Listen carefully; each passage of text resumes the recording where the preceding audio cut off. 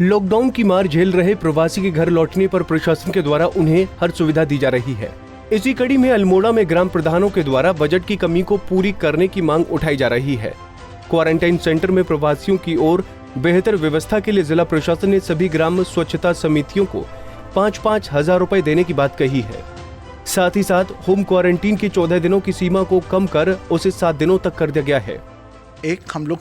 हमें जल्दी ही एनएचएम से पैसा मिलने वाला है, तो village health and sanitation committee में हम लोग 5,000 रुपये प्रत्येक ग्राम सभा को देंगे। और इसमें ग्राम सभा इस पैसे का व्यय क्वारंटीन सेंटर के लिए उपयोग के लिए कर सकती हैं, जहाँ पे भी उनको ज़रूरत हो उसमें साफ़ सफाई के लिए इंतजाम किए जा सकते हैं। इसके अलावा कोशिश एक सावधानी ये भी की जा रही है कि बरती जा रही है कि कौन से रेड जोन से जो आ रहे हैं और उन रेड जोन से जो आ रहे व्यक्तियों के लिए विशेष क्वारंटीन की व्यवस्था की जा रही है। और एक जो नया डेवलपमेंट हम लोगों को नए निर्देश जो प्राप्त हुए हैं उसमें यह भी है कि जो अब क्वारंटीन की अवधि है वो और पूरे जो साइंटिफिक स्टडीज़ और सब सारे उसके बाद जो हम लोगों के निर्देशित किया गया है कि इसको अवधि को 7 दिन तक ही सीमित रखा जाए। जहां एक तरफ महामारी के बीच लगे लॉकडाउन का असर आम लोगों पर पड़ा है, वहीं दूसरी ओर इसका असर सरकारी और गैर सरकारी कामों पर भी पड़ा है।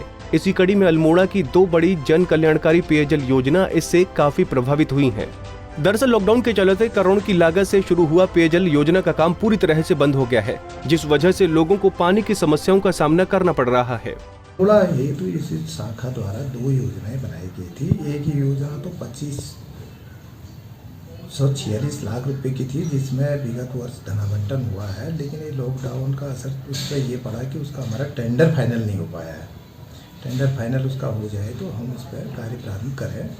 उसके दूसरे पार्ट के रूप में कपिलेश्वर नदी से एक भाग और तैयार किया गया है, जिसमें इस लागत को सम्मिलित करते हुए जिसकी लागत 118 करोड़ के आसपास है, वो भारत सरकार द्वारा उसको स्वीकृति दी जानी थी। क्योंकि लॉकडाउन से विगत 2 महीने से कार्य बंद है तो उसका कोई कार्रवाई नहीं हो पाई है। इस योजना में अल्मोड़ा शहर और इसके आसपास के 35 ग्राम पंचायतों की पेयजल योजना के पुनर्गठन का प्रस्ताव है। दरअसल अल्मोड़ा शहर और ग्रामीण लोगों की पेयजल समस्या से निजात दिलाने के लिए कोसी नदी और कपालेश्वर पंपिंग योजना बनाई गई थी, जिसमें कोसी बैराज से विक्टर मोहन जोशी जलाशय तक नई पाइपलाइन के लिए लाखों रुपए की धनराशि लगाई गई।